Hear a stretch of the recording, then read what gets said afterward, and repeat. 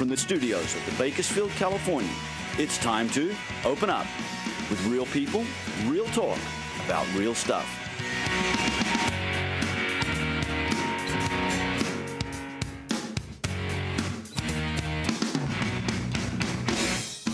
And now, a special welcome to our friends throughout California, across the nation, and around the world to this week's edition of Open Up. Yes, it is a good morning. Thank you, John, and good morning, Don. Good morning, Tina.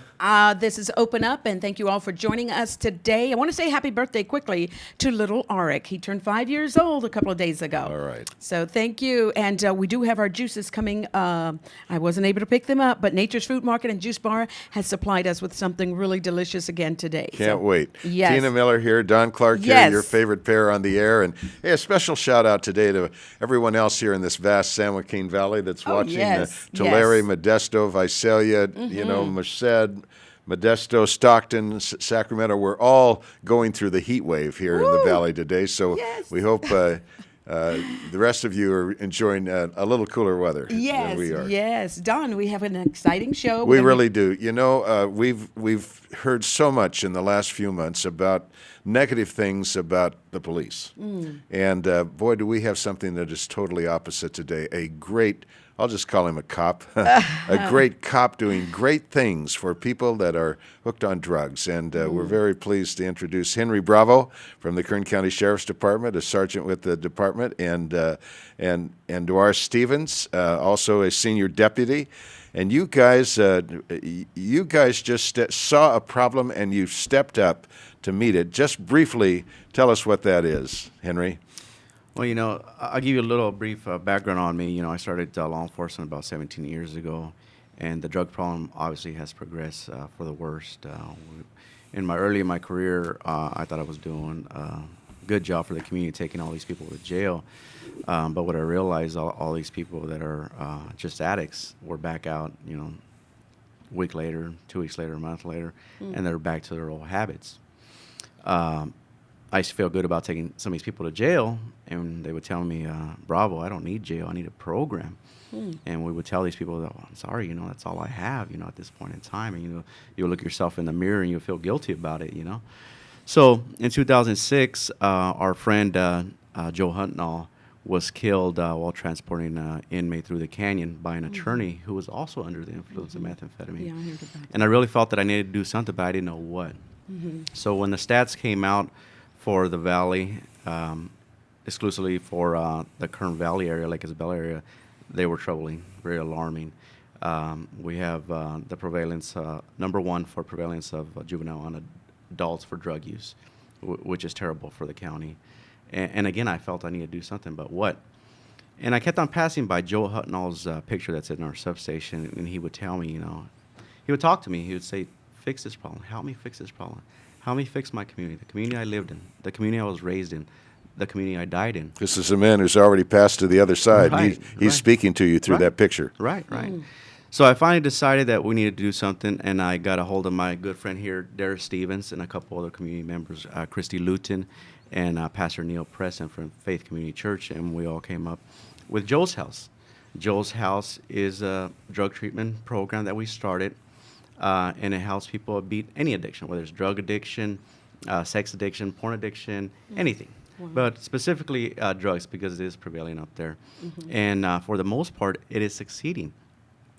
We started off with about 10 to 15 people. We're up to about 50 plus. Well, no, you weren't there at the last meeting.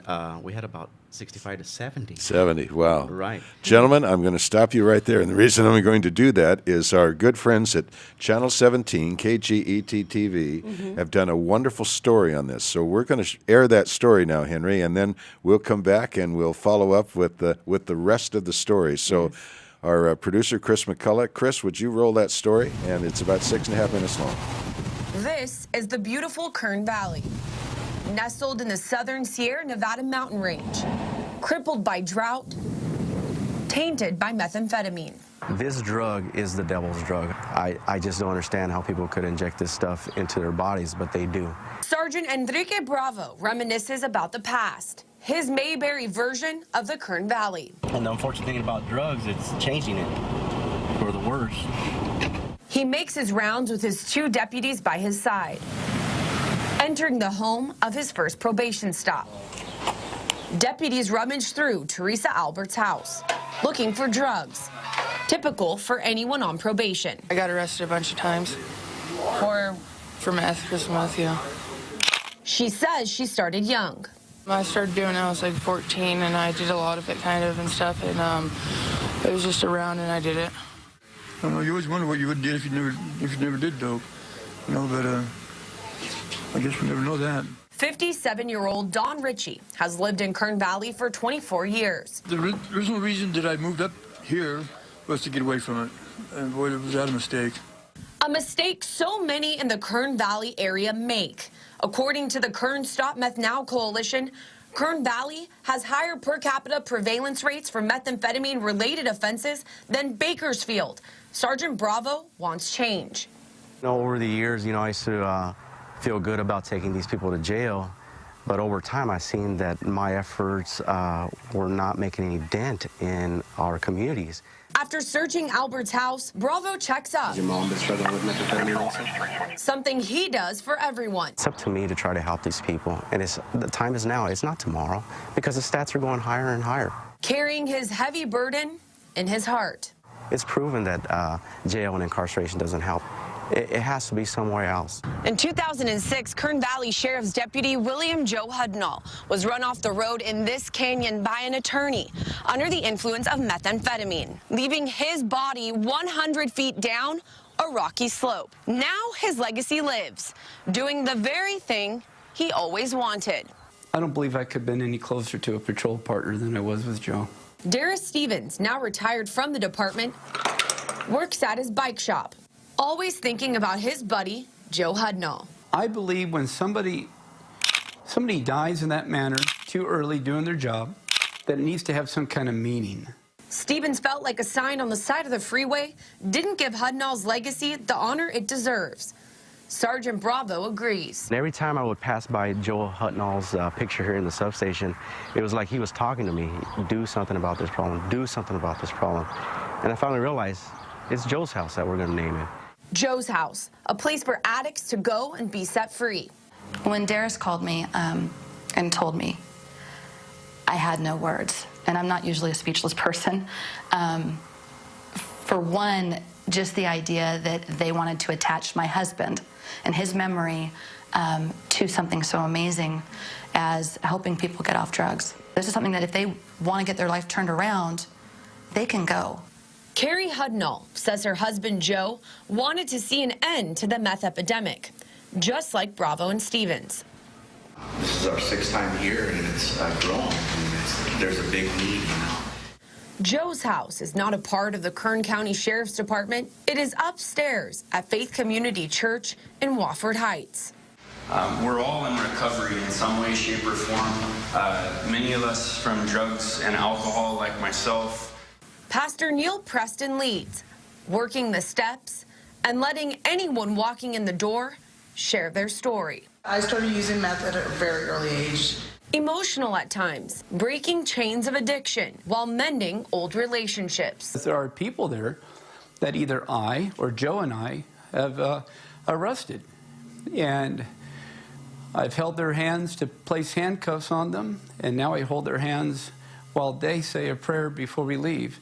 And if that isn't full circle, I do not know what is. Jeff Plant says before he got clean from meth, he was Stevens and Bravo's enemy. He was a cop, and I was a bad guy, you know? Now he poses in a picture with them, proud of his new life. I think it's awesome that, like, I had to get a picture of that, you know? I was like, I never thought I'd be sitting in the same room with Stevens and Henry, you know? And it just, and with no drama, you know? It's just the love of God. His faith, his love for Jesus Christ, is what he says keeps him clean. I tried different programs and stuff, and it's Jesus. Jesus works, you know? The blood of Christ is strong enough to break any addiction. And it's like I said, I mean, it just was like that. HealthResearchFunding.org says only 16 to 20% of meth addicts who get clean stay clean.